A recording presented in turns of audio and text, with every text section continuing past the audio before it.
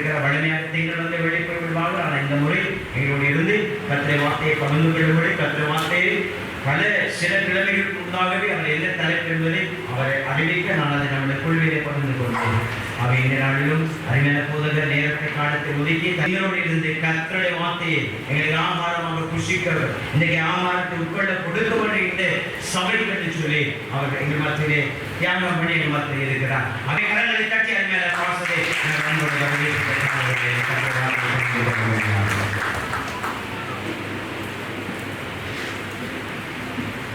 நம்முடைய ஆண்டவரும் உலக ரட்சகருமாக இருக்கிற இயேசு கிறிஸ்துவினுடைய நாமத்தினாலே உங்கள் யாவரையும் இந்த காலை வேளையிலே நான் வாழ்த்துகிறேன், வரவேற்கிறேன். அடுத்த ஒரு மணி நேரம் ஆண்டவருடைய வார்த்தையை கேட்கும்படி நம்மை நாம் அர்ப்பணிப்போம். வீணான சிந்தனை, தேவையில்லாத குறுக்க நெருங்க நடக்கிறது, இதெல்லாம் நம்ம குறைச்சி முழுக்க நம்முடைய சிந்தனையிலே தேவனுடைய வார்த்தையை கேட்கக்கூடிய காரியத்தை மாத்திரம் நாம் செய்ய போகிறோம். அதனால் கர்த்தர் நம்மோடு பேசுவதாக நம்முடைய இதயத்தில் இருக்கக்கூடிய கேள்விகளுக்கெல்லாம் இந்த நாளிலே ஆண்டவர் நமக்கு பதிலளிப்பாராக. அதனால் கவனத்தோடும் நல்ல சிந்தையோடும் நல்ல ஞானத்தோடும் நம் ஆண்டவருடைய வார்த்தையை நாம் கவனிப்போம். சில வேளைகளிலே நமக்கு கொடுத்த சில சாக்கியங்கள் அல்லது ஆசீர்வாதங்களை கர்த்தர் திரும்ப பெற்றது உண்டு. அநேகருக்கு இப்படி நடந்திருக்கும். கர்த்தர் கொடுத்திருப்பார், ஆனால் கர்த்தர் அதை திரும்ப பெற்றிருப்பார். கொடுப்பது போல் கொடுத்து எடுப்பது போல் எடுத்திருப்பார். இந்த அனுபவம் நம்மில் அநேகருக்கு இருக்கும். சில வேளைகளில் கர்த்தர் நம்ம ஒரு மாதிரி ஒரு திட்டம் போடுவோம், அந்த திட்டம் நல்ல திட்டமாக தான் இருக்கும், ஆனால் கர்த்தர் அதை நிராகரித்து விடுவார். அந்த அனுபவம் இங்கே நிறைய பேருக்கு இருக்கும். சரியா, நாம் ஒரு பிளான், ஒரு திட்டம் ஒன்று, ஒரு செயலாக்க வடிவம் ஒன்று கொடுப்போம். அது வேத வசனங்களுக்கு ஒத்து போகக்கூடிய ஒரு திட்டமாக தான் இருக்கும், ஆனால் கர்த்தர் அதை வாய்க்க பண்ண மாட்டார். இது நல்ல திட்டம் தானே, ஏன் ஆண்டவர் இதை வாய்க்க பண்ணவில்லை, ஏன் ஆண்டவர் என்னுடைய யோசனை அங்கீகரிக்கவில்லை அப்படிங்கிற சிந்தையும் நமக்கு இருக்கும். அதனால இந்த நாளிலே இந்த விதமான அனுபவங்களுக்கெல்லாம் பதில் சொல்லும்படியாக கர்த்தர் இந்த நாளிலே நம்மோடு பேச போகிறார். முதல்ல ஆண்டவர் எதை நெருங்குகிறார் அப்படின்னு சொல்லி பார்க்கும்போது இங்கே நாம் அநேகர் இருக்கிறோம். கர்த்தர் ஒரு நாளும் நம்மை நெருப்பது கிடையாது. ஆண்டவர் நெருங்கக்கூடிய ஒரு காரியம் இந்த உலகத்திலே இருக்கிறது என்று சொன்னால் அது முதலாவது விக்கிரகத்தை கர்த்தர் நெருங்குகிறார். விக்கிரகம் கர்த்தருக்கு அருவருப்பானது என்று வேதம் நமக்கு சொல்லுகிறது. அப்போ விக்கிரகம் என்றால் என்ன அப்படின்னு பார்த்தோம்னா, விக்கிரகம் என்றால் சிலை வழிபாடு என்று நாம் நினைத்துக் கொண்டிருக்கிறோம். அது அல்ல. விக்கிரகம் என்றால் சிலையும் விக்கிரகம் தான், ஆனால் சிலை மாத்திரம் விக்கிரகம் அல்ல, இன்னும் சில காரியங்கள் விக்கிரகங்களாக இருக்கிறது. எதெல்லாம் உங்களுக்கும் தேவனுக்கும் நடுவாக வருகிறதோ அவை எல்லாமே விக்கிரகம். சரியா, விக்கிரகம் என்றால் எங்கேயோ இருக்கக்கூடிய சிலைகள் அல்ல. எதெல்லாம் தேவனுக்கும் உங்களுக்கும் நடுவாக வருகிறதோ அது எல்லாமே விக்கிரகம் தான். அப்படி பார்க்கும்போது விக்கிரக ஆராதனை எத்தனை பேர் செய்கிறோம்? நிறைய பேர் பிள்ளைகளை தேவனுக்கும் உங்களுக்கும் நடுவாக கொண்டு வருகிறீர்கள். நீங்க உண்மையாகவே உங்களுடைய பிள்ளை நல்லா இருக்கணும்னு நினைச்சீங்கன்னா தேவனுக்கும் உங்களுக்கும் நடுவில் உங்களுடைய பிள்ளையை கொண்டு வரக்கூடாது. ஏன்னா தேவனுக்கும் உங்களுக்கும் நடுவில் வரக்கூடிய காரியம் எதுவாக இருந்தாலும் அது விக்கிரகம். விக்கிரகம் என்றால் சிலை அல்ல. விக்கிரகம் என்றால் இந்த மரத்தை அல்லது வேறு ஏதாவது பறவைகளை வணங்குவது அல்ல. அதுவும் விக்கிரகம் தான், ஆனால் அது மட்டும் விக்கிரகம் அல்ல. தேவனுக்கும் உங்களுக்கும் இருக்கிற உறவுக்கு நடுவிலே அந்த உறவை தொந்தரவு செய்வது போல எது வந்தாலும் அது விக்கிரகம். அதை கர்த்தர் நிற்பார் என்பதை மறந்துவிடக்கூடாது. இன்றைக்கு இல்லை, இந்த செய்திக்கு மாத்திரமல்ல, என்றைக்கும் அதை உங்களுடைய சிந்தையிலே நீங்கள் வைத்துக் கொள்ள வேண்டும். ஒவ்வொரு முறை தினமும் தேவனுடைய சமூகத்துக்கு நீங்கள் போகும்போதெல்லாம் கர்த்தருடைய உறவுக்கும் எனக்கும் நடுவிலே அந்த உறவை தொந்தரவு செய்வது போல ஏதாவது காரியங்கள் என்னிடத்தில் இருக்கிறதா என்பதை நீங்கள் பார்த்துக் கொள்ள வேண்டும். அந்த விஷயத்திலே நாம் கொஞ்சம் கவனம் கொள்வர்களாக இருக்க வேண்டும். வேதத்தில் தாவீது என்கிற ஒரு மனிதன், அவன் சாதாரண மனிதன் அல்ல, ஒரு அற்புதமான தேவ மனிதன். ஏறத்தாழ கிறிஸ்துவுக்கு முன்பு 1010 ஆண்டுகளுக்கு முன்பு, அவன் 970 ஆண்டுகளுக்கு முன்பே அவன் கிறிஸ்துவுக்காக எழுதி பிரகாசிக்க ஆரம்பித்து விட்டான். அவன் ஒரு வித்தியாசமான தேவ மனிதன். அந்த நாட்களிலே கர்த்தரை அதிகமாக விசுவாசித்த ஒரு தேவ மனிதன். விசுவாசம் என்றால் என்னவென்றே தெரியாத ஒரு காலத்துல ஆண்டவரை விசுவாசித்த ஒரு அற்புதமான ஒரு தேவ மனிதன். நல்ல மேன்மையான குணங்களை கொண்டவன், நல்ல கேரக்டரை கொண்டவன். அவன் அந்த காலத்து மக்களால அநேகராலே மிகவும் விரும்பப்பட்டவன். அவன் ஒரு நாள் தேவனுக்காக ஒரு காரியத்தை செய்ய வேண்டும் என்று தீர்மானிக்கிறான். அவனுடைய வாழ்க்கையில பல பிரச்சனைகளை அவன் பார்த்திருக்கிறான்.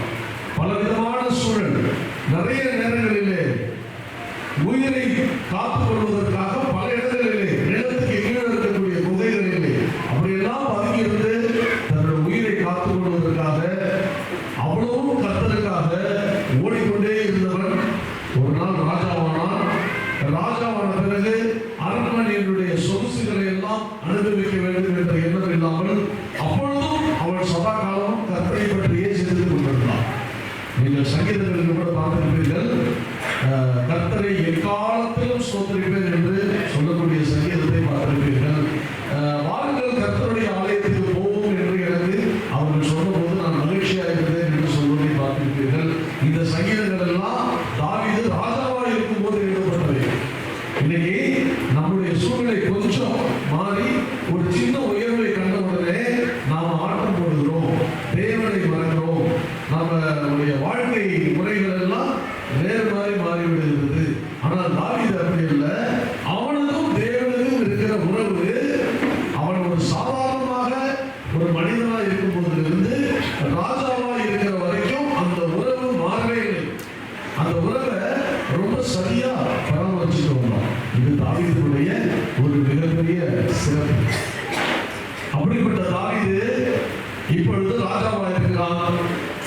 முதல் 7 ஆண்டுகள் யூதா கோத்திரத்துக்கும் பென்யமீன் கோத்திரத்துக்கும் எப்ரோன் என்கிற இடத்திலே ராஜாவாக இருந்தான்.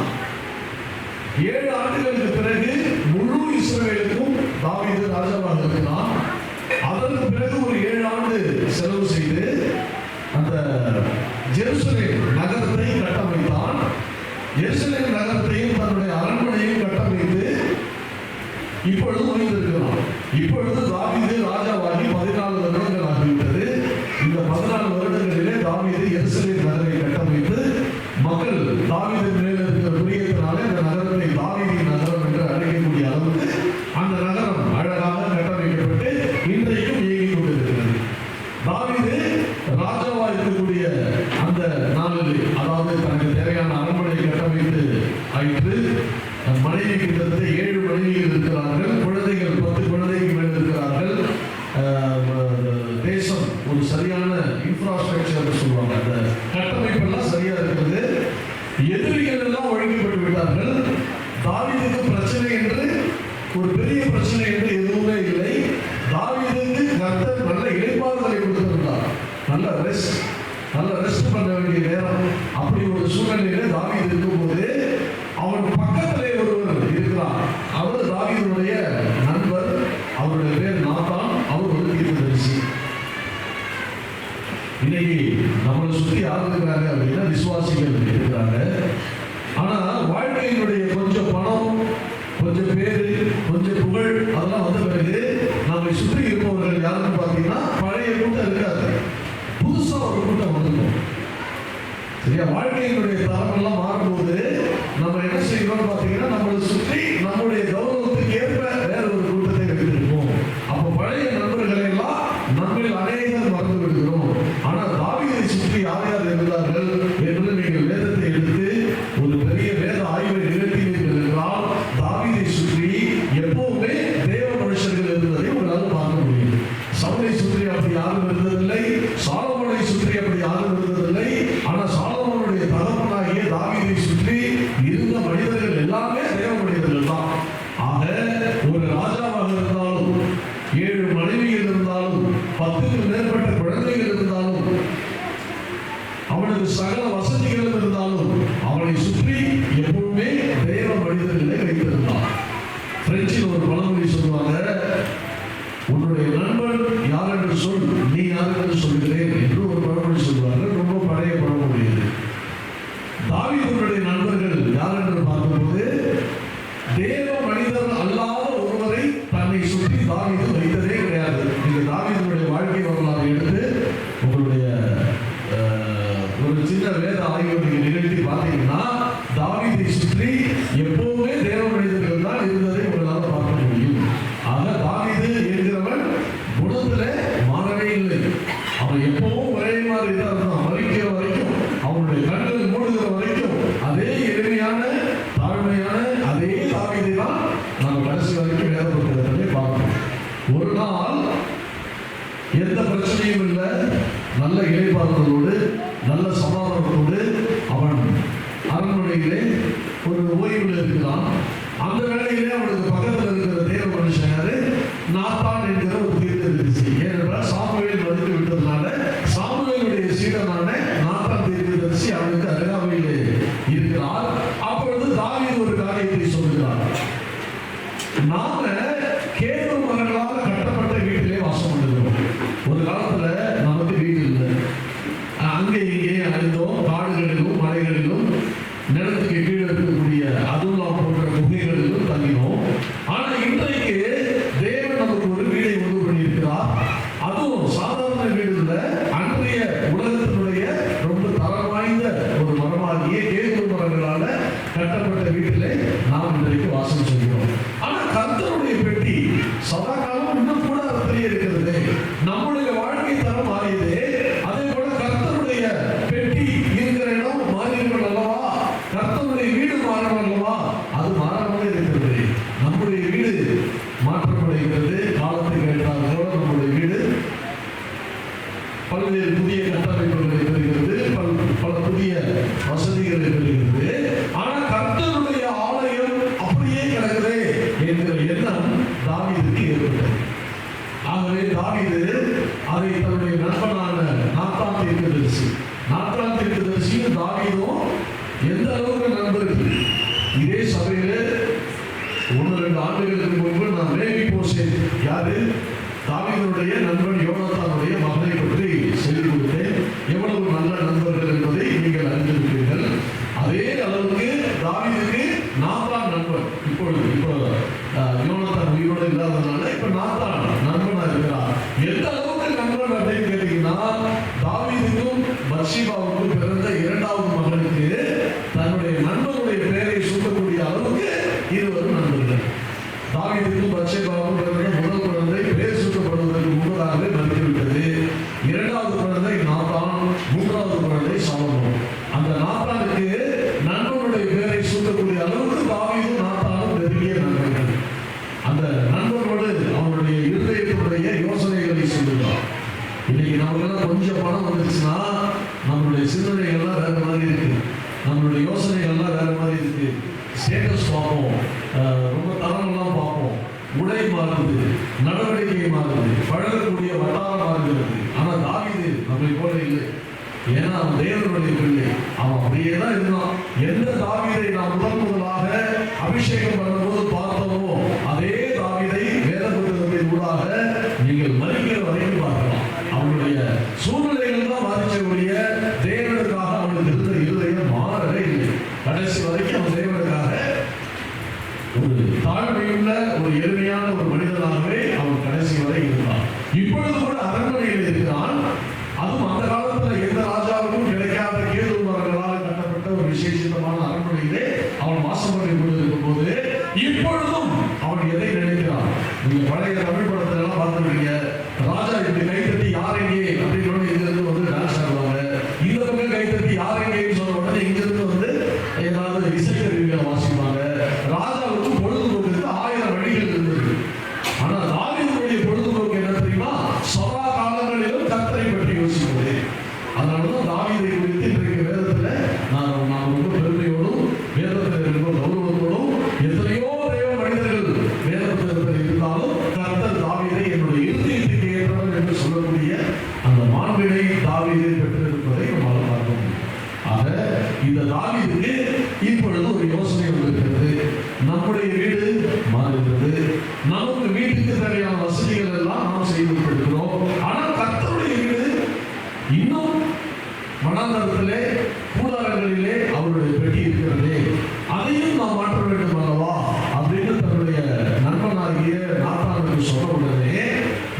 மிகுந்த ஆச்சரியப்பட்டு, அவன் தேவனுடைய தீர்க்கதரிசி, அவனுக்கு கூட அப்படி ஒரு எண்ணம் வந்ததில்லை.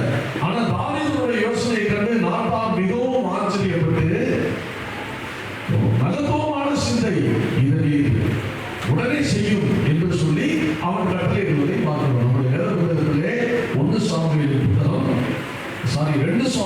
புத்தகம் 7ஆம் அதிகாரத்தினுடைய முதல் 3 வசனங்களை நாம் வாசிக்கிறோம்.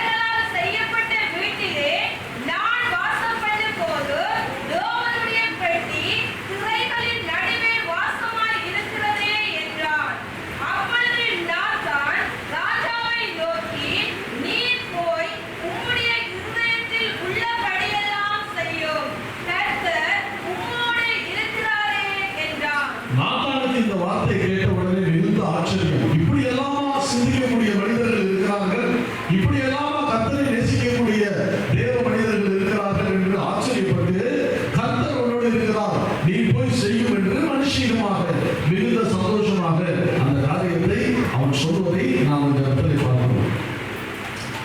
தாவீது கர்த்தருக்கென்று ஒரு ஆலயத்தை கட்ட வேண்டும் என்கிற அந்த யோசனை அவனுக்கு ஏன் வந்தது அப்படின்னு சொல்லி பார்க்கும்போது, அந்த நாட்களிலே இஸ்ரவேலை சுற்றி இருந்த நாடுகள் சீரியா, லீபனான், மோவாபியர், அம்மோனியர், இந்த நாடுகள் எல்லாவற்றிலையுமே அவர்களுடைய தெய்வத்துக்கு ஒரு ஆலயம் இருக்கு.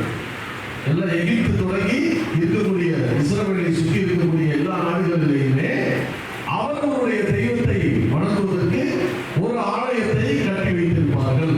தாகோனுடைய ஆலயத்தை பற்றி கேள்விப்பட்டிருப்பீர்கள். சவுலினுடைய தலையை வெட்டி கொண்டு போய் அந்த ஆலயத்திலே தொங்கவிட்டிருந்தார்கள், அதை படித்திருப்பீர்கள். இந்த மாதிரி எல்லா தெய்வத்துக்கும் அவர்களுடைய தேசத்துல ஒரு ஆலயம் வைத்திருப்பார்கள்.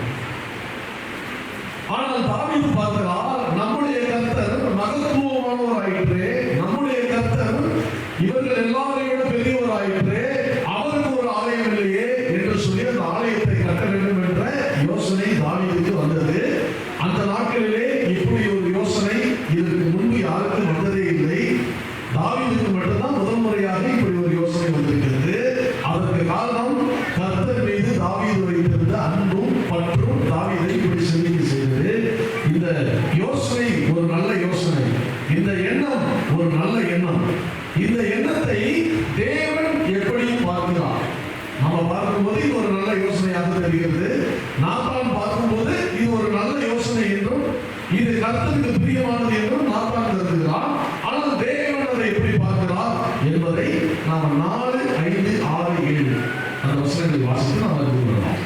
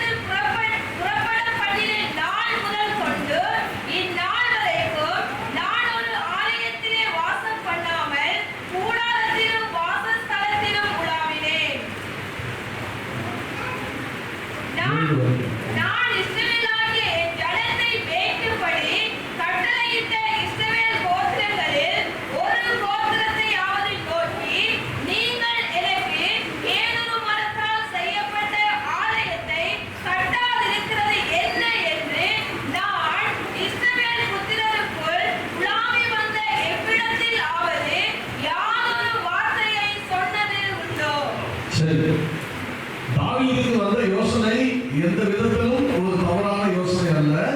தேவனை மகிமைப்படுத்துவதற்காக அவனுக்கு இருந்த அறிவின்படி, அவனுக்கு இருந்த ஞானத்தின்படி அவனுக்கு உதித்த யோசனை என்னவென்றால் கர்த்தருக்கென்று ஒரு ஆலயத்தை கட்ட வேண்டும் என்று அவன் தீர்மானித்திருந்தான். அவன் அந்த யோசனையின்படி ஆலயத்தை கட்ட வேண்டும் என்கிற அவனுடைய அந்த காரியத்தை அவனுடைய நண்பனிடத்தில் சொல்கிறான். நண்பனுக்கும் அது நல்லதாகத்தான் படுகிறது. ஆனால் கர்த்தருக்கு அதில் பிரியம் இருப்பது போல் தெரியவில்லை.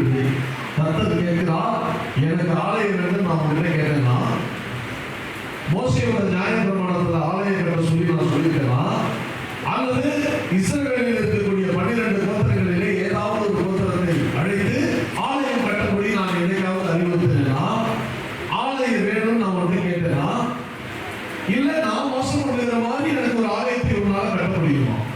வானத்தையும் பூமியும் உண்டாக்கின தேவன், பிரபஞ்சம் எல்லாத்தையும் உண்டாக்கின தேவன், அவருடைய சிருஷ்டிப்பு அதெல்லாம் உங்களுக்கு தெரியும். நான் வாழ்கிற மாதிரி, நான் வாசம் பண்ணுகிற மாதிரி என்னை அழைப்பது போல ஒரு ஆலயத்தை உன்னால கட்டியதான் முடியுமா என்று தாவீதிடத்திலே கர்த்தர் கேட்கிறார்.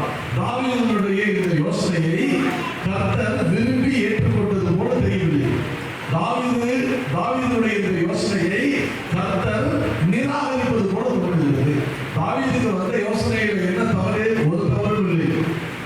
அந்த காலகட்டத்தில் யாருக்கும் தோன்றாத ஒரு காரியம். தேவனை நேசிக்கிறவர்களுக்கு மட்டும்தான் தேவ சபையை பற்றின அக்கறை இருக்கும், மற்றவர்களுக்கெல்லாம் இருக்காது.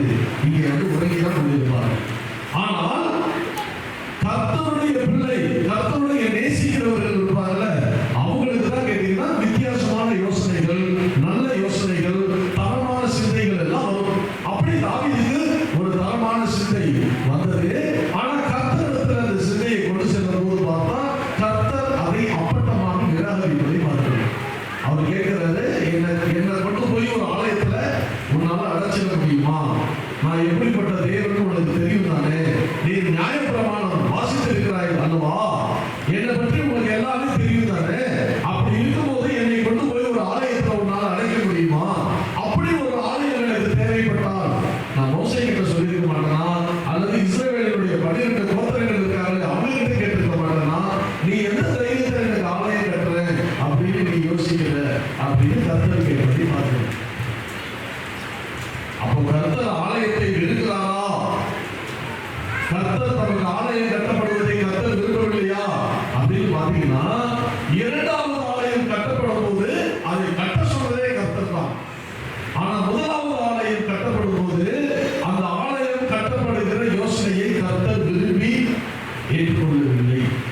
ஏன் அப்படின்னு சொல்லி பார்க்கும்போது கர்த்தரிடத்துல வேறு ஒரு யோசனை இருக்குது. இப்படிதான் இங்க இருக்கிற அநேகர் என்ன பண்ணுவீங்க அப்படின்னு கேட்டீங்கன்னா, நீங்க பல யோசனைகளோடு ஆண்டவருடைய சமூகத்துக்கு வந்திருப்பீர்கள். நீங்க பல யோசனைகளோடு, பல திட்டங்களோடு உங்களுடைய எதிர்காலத்தை குறித்து பல்வேறு காரியங்களை நீங்கள் வைத்திருப்பீர்கள். ஆனா தேவனிடத்தில் அவைகளை கொண்டு செல்லும் போது கர்த்தர் சிம்பிளா என்ன பண்ணிடுவாருன்னா ரிஜெக்ட், அதை உதறி தள்ளிடுவார். உங்க யோசனை நல்லதா இருக்கும். சில வேளைகளிலே நீங்கள் தேவ மனுஷரிடத்துல உங்களுடைய யோசனைகளை சொல்லியிருப்பீர்கள். தேவ மனுஷர் கூட அந்த யோசனையை கண்டு ஆச்சரியப்பட்டிருப்பார்கள். ஆனால் கர்த்தர் அந்த யோசனையை நிராகரித்து விடுவார். உங்களுக்கு ஒரு மாதிரி வெறுப்பாயிடும். என்ன, நான் நல்ல யோசனையை தான் சொன்னேன், கர்த்தர் எதற்காக என்னுடைய யோசனையை நிராகரிக்கிறார், என்னை ஏன் அவமானப்படுத்துகிறார், நான் அவர் மேல இருக்கிற அன்பு நல்லதானே செய்கிறேன், ஏன் கர்த்தர் என்னுடைய யோசனையை விரும்பவில்லை என்று சொல்லி நமக்கு நிறைய நேரங்களில் ஒரு மாதிரி சோர்வு, ஒரு மாதிரி ஆவிக்குரிய மனச்சோர்வு, பலவீனம் இதெல்லாம் நமக்கு ஏற்படும். பலவீனம் என்றால் ஜுரம் சொல்ல, நான் சொல்றது ஆவிக்குரிய பலவீனங்கள் நமக்கு அநேக நேரங்களிலே ஏற்படும். ஏன்னு சொன்னா நம்மளுடைய யோசனைகள் நல்ல யோசனை தான், சரியானதை சிந்திச்சேன், நான் நல்லதுக்கு தானே சொன்னேன், ஏன் என்னுடைய யோசனையை கர்த்தர் ஒதுக்கி தள்ளிவிட்டார், ஏன் என்னுடைய யோசனையை கர்த்தர் ஏற்றுக்கொள்ளவில்லை என்கிற சிந்தை நம்மில் அநேகருக்கு, இது சிந்தை மாத்திரம் இல்லை, ஏமாற்றம் நம்மில் அநேகருக்கு இப்படி ஒரு ஏமாற்றம் வந்திருக்கும். அதற்கு காரணம் என்னவென்றால் உங்க யோசனை நல்லது, நீங்க வைத்திருக்கிற திட்டம் நல்லது, உங்களை வேற யாரும் சிந்திக்கலையா, ஏன்னு சொன்னா நீங்க கர்த்தரை நேசிக்கிறீங்க, அதெல்லாம் நல்லது. ஆனா கர்த்தர் உங்களுக்காக ஒரு திட்டம் வைத்திருக்கிறார்.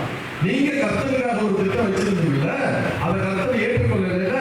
அதுக்கு காரணம் என்ன அப்படின்னா, உங்க திட்டம் அதுல பழுதிருப்பது அல்ல, தேவன் உங்களுக்காக வைத்திருக்கிற திட்டம் நீங்கள் வைத்திருக்கிற திட்டத்தை விட மிக பெரியது. தாவீதுக்கு என்ன, என்னுடைய வாழ்நாள்ல கர்த்தருக்காக ஒரு கோயில் கட்டி ஒரு ஆலயத்தை, சரியா, இது கோயில் ஆலயம் கிடையாது, இது சபை, இது வேறு, சரியா. தாவீது கட்ட நினைத்தது கர்த்தருக்கு என்று ஒரு ஆலயத்தை கட்ட வேண்டும் என்று தாவீதுக்கு ஒரு யோசனை இருந்தது. அந்த யோசனையை கர்த்தர் நிராகரித்து விட்டார். ஒருவேளை கர்த்தருக்கு ஆலயம் பிடிக்காதோ அப்படின்னு நம்ம வேத புத்தகத்தை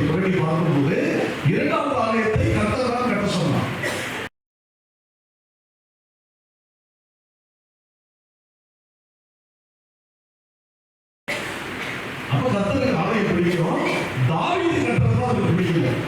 தாவீதுடைய யோசனை என்ன அப்படின்னு கேட்டீங்கன்னா, இன்னும் ஒரு 40 ஏற்கனவே 14 போயிடுச்சு. அப்ப இன்னும் ஒரு 36 ஆண்டுகளுக்கு தாவீது ராஜாவாக இருக்க போகிறார். 36 இல்லை, இன்னும் ஒரு 26 ஆண்டுகளுக்கு தாவீது ராஜாவாக இருக்க போகிறார். நான் மரித்து போவதற்குள்ள இந்த பூமியில என்னுடைய கர்த்தருக்காக ஒரு ஆலயத்தை கட்ட வேண்டும். நம்மளுக்கு அநேகருக்கு சிந்தனை இருக்கும். நான் மகிழ்ச்சி போறதுக்குள்ள என்னுடைய வீடை கட்டணும், நான் மகிழ்ச்சி போறதுக்குள்ள என்னுடைய பிள்ளைகளை ஒரு நல்ல நிலையில வைக்கணும் அப்படின்னு அநேக திட்டம் இருக்கும். ஆனா எல்லாவற்றையும் கர்த்தர் வாய்க்கப்பட்டவர்கள் சில திட்டங்களை அவர் நிராகரிக்கிறார். ஏன் அப்படின்னு கேட்டீங்கன்னா, தாவீதுடைய திட்டம் என்ன அப்படின்னு கேட்டீங்கன்னா, ஆலயம் கட்டணும், அவ்வளவுதான். ஆனா தாவீதுக்காக தேவன் வைத்திருந்த திட்டம் இருக்குல்ல, அது மிகப்பெரியது. தாவீதுடைய திட்டத்தினுடைய அந்த காலம் அடுத்த 24 ஆண்டுகளுக்கு உரிய, 26 ஆண்டுகளுக்கு உரிய ஒரு திட்டத்தை தாவீது தேவனுக்கு முன்பதாக கொண்டு வைக்கிறான். தேவன் அதை முதலில் தள்ளிவிடுகிறார். நான் உனக்காக ஒரு திட்டம் வைத்திருக்கிறேன், அந்த திட்டத்தினுடைய காலம் என்ன தெரியுமா? நித்தியமான ஒரு திட்டத்தை நான் உனக்காக வைத்திருக்கிறேன். எனக்கு முன்பதாக நீ என்ன செய்கிறாய்? ஒரு 26 ஆண்டுகளுக்குரிய ஒரு சிறிய திட்டத்தை கொண்டு வந்து வைக்கிறார். நீங்க தான் சூரியன் வைங்க, நீங்க தான் சூரியன். உங்க முன்பதாக சூரியன் எவ்வளவு பெருசு தெரியுமா? பூமியை விட ஏறத்தாழ 11,000 மடங்கு பெருசு. அந்த சூரியன் கிட்ட போயிட்டு கற்பூரத்தை கொடுத்து காட்டினான். அந்த சூரியனுக்கு கோபம் வருமா? யாருக்கிட்ட எதை கொண்டு வந்து காட்டுறேன்னு அதுக்கு கோபம் வரும் இல்லையா? அதே போல ஆண்டவர் நித்தியமானவர். அந்த நித்தியமான தேவனுக்கு முன்பதாக கொண்டு போய் தாவீது எதை காட்டுறாரு? 26 ஆண்டுகளுக்கு ஒரு திட்டம் வைத்திருக்கிறார். அது என்ன அப்படின்னா, தேவனுக்கு ஒரு ஆலயம் கட்டணும். கட்டிட்டு சொல்லணும். தேவனுடைய திட்டம் என்ன தெரியுமா? இந்த தாவீதுடைய பேரு நித்தியமாக நிற்க வேண்டும். அதற்காக அவர் ஒரு திட்டம் வைத்திருக்கிறார். அதனாலதான் கர்த்தர் என்ன பண்றாரு? தாவீதுடைய திட்டத்தை நிராகரிக்கிறார். நிராகரிக்கப்பட்டதற்கு என்ன காரணம்? ஏன்னா தேவன் உங்களுக்கு வைத்திருக்கிற திட்டம் நீங்கள் வைத்திருக்கிற திட்டத்தை விட மிகப்பெரியது. நீங்கள் உங்களுடைய குருவி மூலையை கொண்டு ஒரு திட்டம் வைத்திருக்கிறீர்கள். ஆனா தேவன் அனாதி ஞானப்படுத்தவர் அல்லவா? அவர் வேறு ஒரு திட்டம் வைத்திருந்தார் தாவீதுக்கு. அது என்ன திட்டம்? இது நம்மளுடைய வேத புத்தகத்துல அதே அதிகாரத்துல 11வது வசனம், அது வாசனம் 11வது வசனத்தை வாசிக்கிறோம்.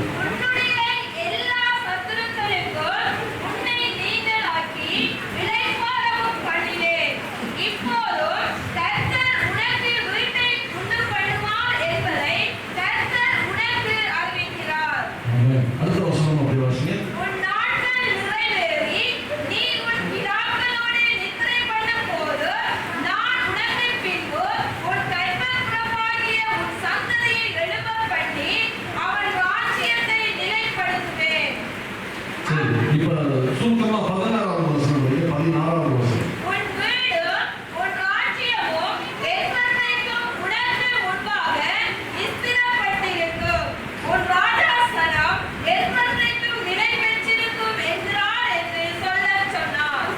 தாவீது என்ன நினைச்சாரு அப்படின்னா, இன்னைக்கு நம்ம ராஜாவா இருக்கிறோம், தேவன் நமக்கு இவ்வளவு காரியங்களை செய்திருக்கிறார், அதனால நான் மரித்து போவதற்குள் கர்த்தருக்கு ஒரு ஆலயத்தை கட்ட வேண்டும் என்கிற ஒரு சின்ன யோசனை.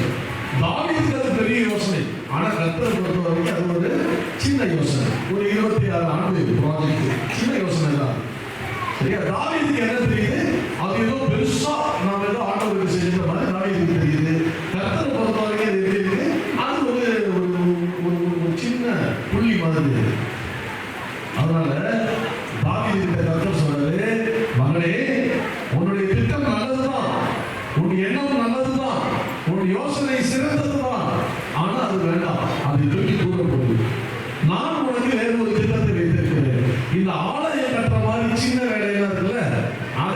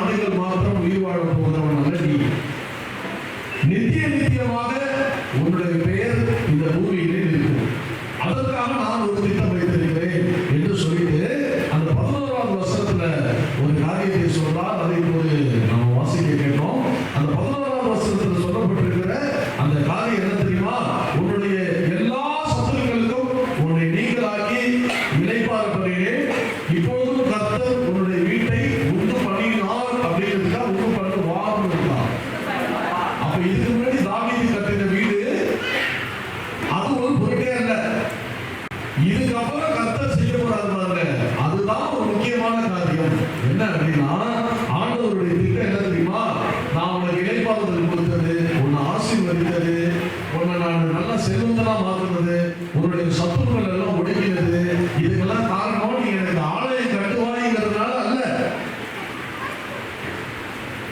ஆலயம் கட்டணும்னா நான் சொல்லியிருப்பேன், முன்னாடியே இஸ்ரவேலில் 12 கோத்திரம் இருக்கு, அந்த 12 கோத்திரங்கள்ல ஏதாவது ஒரு கோத்திரத்தை அழைத்து எனக்கு ஆலயம் கட்டுங்கள் என்று நான் முன்னாடியே சொல்லியிருப்பேன். எனக்கு ஆலயம் தேவை என்றால் நான் எந்த விதத்திலாவது யாருடையாவது நான் பேசியிருப்பேன். தாவீதே, என்னை நீ குறைத்து இடம் கொண்டு விட்டாய்.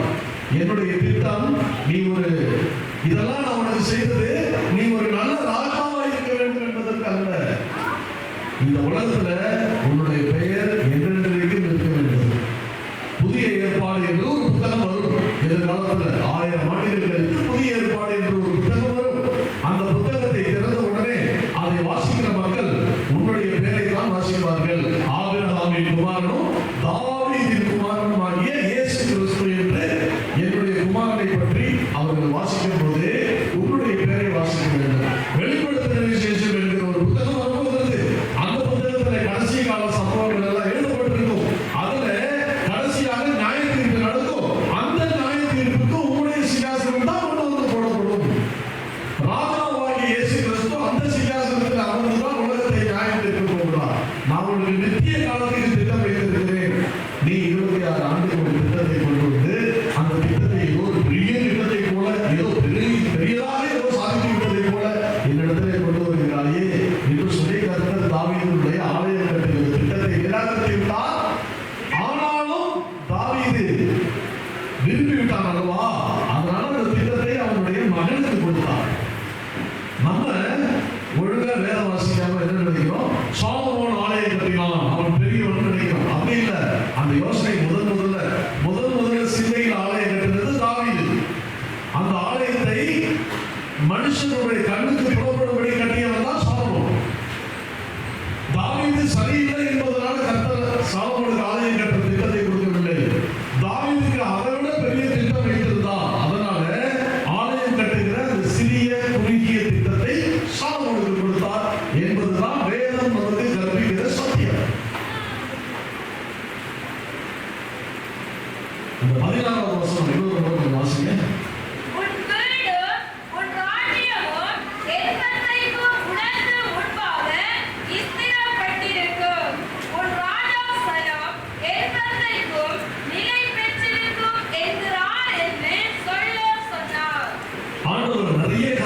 பேசினால் அதனுடைய சுருக்கம் சம்மரி எங்க இருக்குன்னா அந்த 16வது வசனத்தில் இருக்கிறது. உன் வீடு என்றால் கல்லால கட்டப்பட்ட வீடு அல்ல. வீடு என்றால் பரம்பரை, இன்ஹெரிட்டன்ஸ் சொல்லுவாங்க. பரம்பரை, உன்னுடைய பரம்பரை, உன்னுடைய ராஜ்யம். எந்த ராஜ்யம்? தாவீதுடைய ராஜ்யம் என்றென்றைக்கும் உனக்கு முன்பதாக. அப்ப உனக்கு முன்பதாக அப்படின்னா தாவீதும் என்றென்றைக்கும் இருக்க போகிறார். உனக்கு முன்பதாக ஸ்திரப்பட்டு இருக்கும். அப்படின்னா என்ன அர்த்தம்?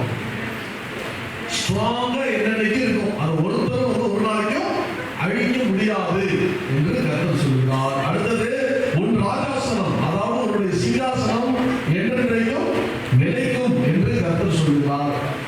தாவீதுடைய சிங்காசனம் கிமு 586ஆம் ஆண்டு நேபுகாத்நேச்சருடைய படையெடுப்புக்கு பிறகு காணவில்லை. நேபுகாத்நேச்சர் ஒருவேளை அதை அழிச்சுட்டாரா இல்லைன்னா அது கொண்டு போயிட்டாரான்னு தெரியல. அந்த சிங்காசனம் காணவில்லை. ரஷ்யால இருந்து ஒரு கூட்டம் இன்னைக்கு வரைக்கும் எருசலேம்ல போய் அந்த சிங்காசனத்தை தேடிட்டு இருக்கு. ஆனா வெளிப்படுத்துற விசேஷத்துல அந்த சிங்காசனத்தை எங்க பார்க்கிறோம்னா பரலோகத்திலே பார்க்கிறோம். அது பரலோகத்திலே கொண்டு வந்து போடப்படுகிறது. இயேசு அதில் அமர்ந்து தாவீதுடைய குமாரனாக அவர் நியாயம் தீர்க்கிறார். எல்லாரையும் கடைசி நியாயம் தீர்ப்பு தாவீதுடைய சிங்காசனத்தை தான் பார்க்கப்படுகிறது. இங்கே எதெல்லாம் காணுமோ அதெல்லாம் வெளிப்படுத்துற விசேஷத்துல பார்த்தீங்கன்னா பரலோகத்தில் இருக்கும். நன்மை தீமை அறியத்தக்க கனி, தாவீதுடைய சிங்காசனம், உடன்படிக்கை பெட்டி, அதெல்லாம் இங்கே காணப்படுச்சு இல்லையா? அதெல்லாம் வெளிப்படுத்துற விசேஷத்துல பார்த்தீங்கன்னா பரலோகத்தில் இருக்கும். அப்படி பரலோகத்தில் இருக்கக்கூடிய முக்கியமான பொருட்கள்ல அதிமுக்கியமானது எது என்றால் தாவீதுடைய சிங்காசனம். இது தேவனுடைய திட்டம். தேவனுக்கு தாவீது வைத்திருக்கிற திட்டம் எத்தனை காலத்துக்கு? நித்திய காலத்துக்கு. நித்தியமா தாவீதுக்கு ஒரு திட்டம் வைத்திருக்கிறார். தாவீது தேவனுக்காக வைத்திருந்த திட்டம் அடுத்த 26 ஆண்டுகளுக்கு எப்படியாவது எல்லாம் பண்ணிட்டு செத்து விடுவோம். ஆண்டவர் சொன்னாரு, தாவீது உன்னுடைய பேர் என்றென்றைக்கும்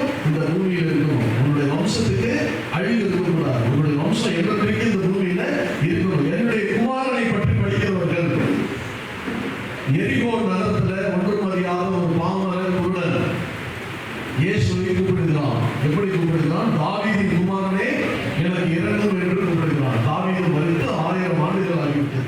1000 ஆண்டுகள் கழித்து தாவீதின் குமாரனே என்று கூப்பிடக்கூடிய அளவுக்கு அவனுடைய புகழ் ஓங்கி இருக்க வேண்டும் என்று கர்த்தருடைய திட்டம். ஆனா தாவீதுடைய திட்டம் என்ன? எல்லாரும் மாதிரியும் நம்மள என்ன வேணும்? ஏதாவது ஒரு நெடில் சின்னத்தை எழுப்பிட்டு செத்து போயிடும். நம்மளாம் அப்படிதான் தீ பண்றோம். நம்மளுடைய யோசனைகள்லாம் எப்படி இருக்கு அப்படின்னு கேட்டீங்கன்னா ரொம்ப குறுகின மனப்பான்மை இருக்கு. நமக்கு இருக்கக்கூடிய கல்வி அறிவு, நமக்கு இருக்கக்கூடிய உலக ஞானம், நமக்கு இருக்கக்கூடிய வேத அறிவு, நமக்கு இருக்கக்கூடிய இந்த எக்ஸ்போஷர் சொல்லுவாங்க, என்ன சொல்றது, உலக அறிவு, இதெல்லாம் வைத்துதான் நாம் ஒரு திட்டத்தை போடுகிறோம். சரியா? நம்ம போடுகிற திட்டம் பெரிய திட்டமா அப்படின்னு கேட்டீங்கன்னா நிச்சயமா கிடையாது. சரியா? நம்ம என்ன பண்ணிருப்போம்? கொஞ்சம் போனா என்ன பண்ணிருப்போம்? குடும்பத்து வாழ்க்கையில் 2 நாள் போயிருப்போம். மட்டக்களப்பை தாண்டி இருக்க மாட்டோம். இந்த பக்கம் போனீங்கன்னா தொழிலுக்கு எப்பயாவது ஒரு பக்கம் போயிருப்போம். நம்ம பார்த்தீங்கன்னா இந்த கிணத்து தவறு நகரப்பத்தையே சுற்றி வந்துட்டு நாம் ஏதோ பெருசா இன்னும் தாமஸ் ஆல்வா எடிசன் மாதிரி யோசிக்கிற மாதிரி நம்மளை கற்பனை பண்ணியிருக்கோம். உங்களோட யோசனைகள் எல்லாம் குப்பையில் போடுகிறது. உங்களுக்காக தேவன் மிகப்பெரிய திட்டத்தை வைத்திருக்கிறார். எதை பார்த்தீங்க வாழ்க்கையில? நீங்க விட்டு போனா இந்த நாட்டை சுற்றி பார்த்துருக்கீங்களா? யாராவது புதுசா இந்த நாடை பொறுமையா சுற்றி பார்த்துருக்கீங்களா? இந்த நாட்டில் நீங்க இது ஒன்றும் பெரிய நாடு இல்லை, இது சிறிய நாடு. இந்த சிறிய நாட்டில் நீங்க பார்க்காத பகுதி ஏராளமா இருக்கு. ஆனா தனக்கு எல்லாமே தெரிஞ்சது போன்ற ஒரு மாயையான ஒரு உலகத்திலே வாழ்ந்து கொண்டிருக்கிறீர்கள். நீங்க மட்டும் இல்ல, தாவீது அப்படிதான். ஆண்டவருக்காக ஏதாவது செய்ய வேண்டும் அப்படின்னு ஆண்டவருக்கு தாவீது போட்ட திட்டம் என்ன? கோயில் கட்டிட்டு செத்துறோம். ஆனா தாவீதுக்கு தேவன் வைத்திருந்த திட்டம் என்ன? நித்தியமாக உங்களுடைய பேர் இருக்க வேண்டும், உங்களுடைய ராஜாங்கத்துக்கு அழிவில்லை, உங்களுடைய சிங்காசனத்துக்கு அழிவில்லை. நாளைக்கு என்னுடைய குமாரனாகிய இயேசு கிறிஸ்து யூதருடைய ராஜாவாக வந்தாலும் முதல் ராஜாங்கியாக தான் பார்க்கப்படுவார். என்னுடைய குமாரன் உங்களுடைய நாமத்தை தாங்கிதான் வருவார், உங்களுடைய பேரை சொல்லிதான் என்னுடைய குமாரனை அழைப்பார்கள். இதெல்லாம் தேவனுடைய திட்டம். நிறைய நேரங்களில் நம்முடைய திட்டம் நிராகரிக்கப்படுவதற்கு என்ன காரணம் அப்படின்னு கேட்டீங்கன்னா, வாழ்க்கையில அப்படியே ஃபெயிலியர் வந்து விரக்தி ஆகி ஒரு கட்டத்துல மனசுலாம் உடஞ்சி போய் ஒரு மாதிரி இருக்கிறவங்கெல்லாம் யோசிக்குங்க, ஏன் உங்களுடைய திட்டம் ஃபெயிலியர் ஆகுது அப்படின்னா தேவன் உங்களுக்காக மிகப்பெரிய திட்டத்தை வைத்திருக்கிறார். இன்னும் அந்த லெவலுக்கு நீங்களாம் யோசிச்சு பழகல. அதனால தேவன் என்ன பண்ணிருக்காரு? கொஞ்ச நாள் காரியத்தை விட்டு வச்சிருக்காரு. சரியா? அதை நாம நினைக்கணும். சரியா? மத்தேயுல 1ஆம் அதிகாரம் 1ஆம் வசனத்துல என்ன எழுதி தெரியுமா? ஆபிரகாமின் குமாரனும் தாவீதின் குமாரனும் ஆகிய இயேசு கிறிஸ்துவின் வம்சவர்களாக. இயேசு கிறிஸ்துவினுடைய அப்பா பேர் என்னது? யோசிப்பு. அவருடைய பேர் அங்க இல்ல. ஆனா யாருடைய பேர் இருக்கு? யாரை வைத்து இயேசு கிறிஸ்து நமக்கு அடையாளம் காட்டப்படுகிறார்? தாவீது. இது தேவ திட்டம். தாவீதினுடைய திட்டம் என்ன? ஒரு கோயில் கட்ட வேண்டும். அந்த கோயிலே தாவீது திறந்து வைத்தார் என்று ஒரு கல்வெட்டு பதிக்க வேண்டும். பிறகு செத்துக்க வேண்டும். ஆண்டவர் உங்களுக்கு வைத்திருக்கிற திட்டம் நீங்கள் சிந்திப்பதை விட மிக மிக மிக மிக பெரியது. நீங்க உங்க திட்டம் நடக்கவில்லை என்ற காரணத்தினாலே தேவனை விட்டு பின்வாங்கினால் நீங்கள் தான் ஏமாந்து போவீர்கள். தேவன் உங்களுக்காக வைத்திருக்கிற திட்டம் நிறைவேறாமலே போய்விடும். அததான் இந்த தாவீதுடைய வாழ்க்கையிலே நாம் பார்க்கிறோம். பிறகு தாவீது மறுத்துவிட்டார். அதற்கு பிறகு தாவீதுடைய மகன் வந்தார். ஆலயம் கட்டி எழுப்பப்பட்டது. இஸ்ரவேலர்களுக்கெல்லாம் மகா சந்தோஷம். ஏனென்றால் மகிமையான ஒரு ஆலயம் தேவனுக்காக எழுப்பப்பட்டது. நம்முடைய பைபிளில் இருக்கக்கூடிய 100வது சங்கீதம் பாடிதான் அந்த ஆலயம் பிரதிஷ்டை பண்ணப்பட்டது. அதே நாளிலே பாடப்பட்ட இன்னொரு சங்கீதம் 106வது சங்கீதம் நம்முடைய பைபிளில் இருக்கிறது. பிறகு படித்துக் கொள்ளுங்கள். இதெல்லாம் செய்து மகிமையான பூமியில் அப்படி ஒரு கட்டிடமே இல்லை. இன்னைக்கு வரைக்கும் பூமியிலே கட்டப்பட்ட கட்டிடங்களுள் விலை உயர்ந்த கட்டிடம் எது அப்படின்னா அந்த இஸ்ரவேலருடைய ஆலயம் தான். இன்னைக்கு எவ்வளவு கட்டிடங்கள்லாம் இருக்குல்ல, எல்லாத்தையும் விட இந்த பூமியிலேயே ரொம்ப எக்ஸ்பென்சிவ் கன்ஸ்ட்ரக்ஷன் எதுன்னு கேட்டீங்கன்னா இஸ்ரவேலர் கட்டின அந்த ஒரு ஆலயம் தான். ஏன்னா அதுக்கு டன்னு கணக்கில் தங்கம் பயன்படுத்தப்பட்டுச்சு, டன்னு கணக்கில் வெள்ளி பயன்படுத்தப்பட்டுச்சு, டன்னு கணக்கில் வெங்கலம் பயன்படுத்தப்பட்டுச்சு.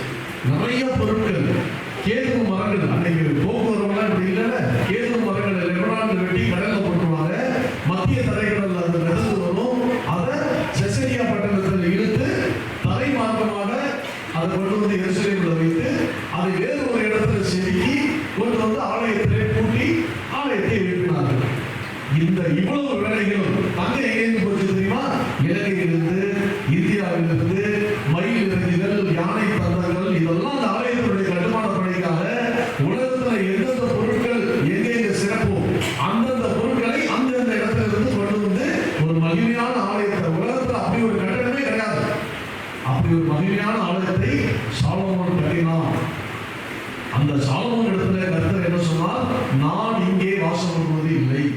மனுஷனுடைய கைவேலையினால கட்டப்பட்ட கட்டடத்திலே நான் வாசம் பண்ணுவேனோ, நான் வாசம் பண்ணுவது இல்லை என்று கர்த்தர் சொல்லியிருந்தார்.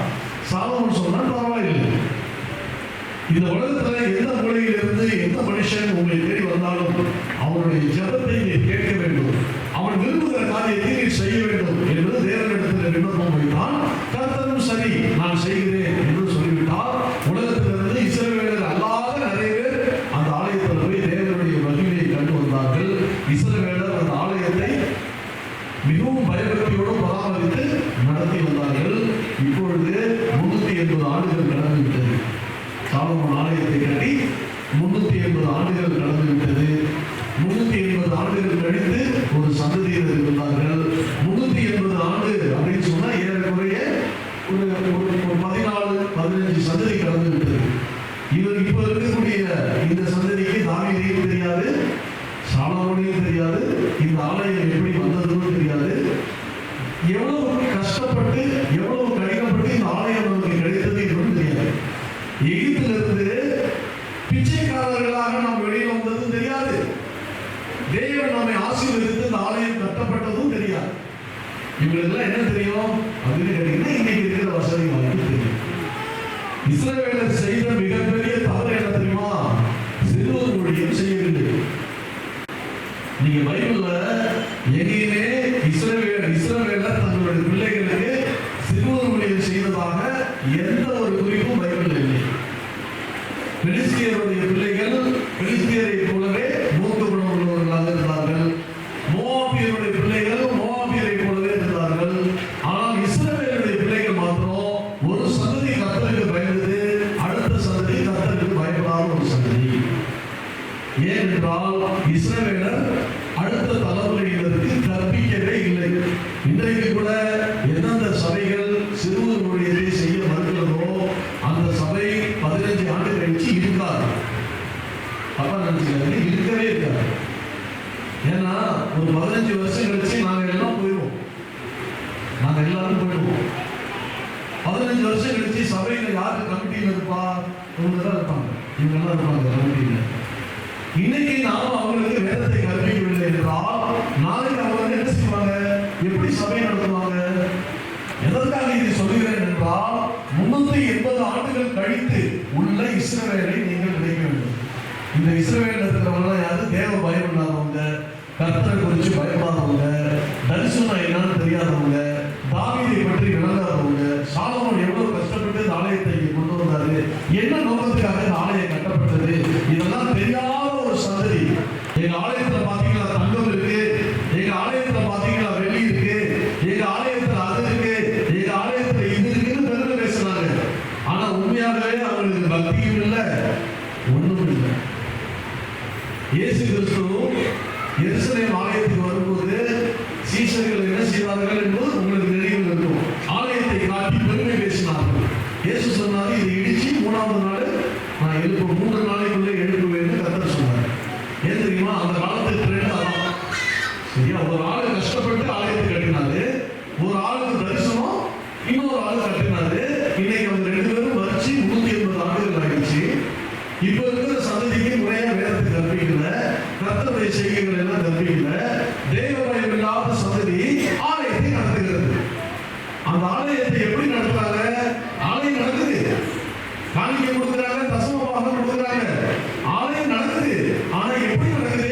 ஏனோ தானோ நடக்குது, ஏதோ ஏனோ தானோ நடக்குது. நம்ம கொஞ்ச நேரம் முன்னாடி காணிக்கை போட்டோம். உங்களுக்கு எல்லாம் நல்லா பைபிள் தெரியும். நீங்க சொல்லுங்க, நீங்க காணிக்கை போடுகிற தொகையை கர்த்தர் பார்க்கிறாரா, இருதயத்தை கர்த்தர் பார்க்கிறாரா? ஒரு ஏழை விதவை போட்ட காணிக்கை நினைச்சு பாருங்க. அந்த ஏழை விதவை எருசலேம் செல்வந்தர்கள் இருக்கிற ஊர், நிறைய செல்வந்தர்கள் வாழ்கிற ஊர் எருசலேம். அந்த ஊர்ல 2 காசு கொடுத்து காணிக்கை போட்டார். அப்படின்னா அங்க இருக்கிறதுலே அவர் தான் குறைவான காணிக்கை போட்டார். ஆனா இயேசு என்ன சொன்னாரு? அந்த காணிக்கை நிறைவானது என்று அவர் பேசுவதை நாம் பார்க்கிறோம். அப்போ கர்த்தர் நம்ம செயலை பார்க்கிறாரா, இருதயத்தை பார்க்கிறாரா?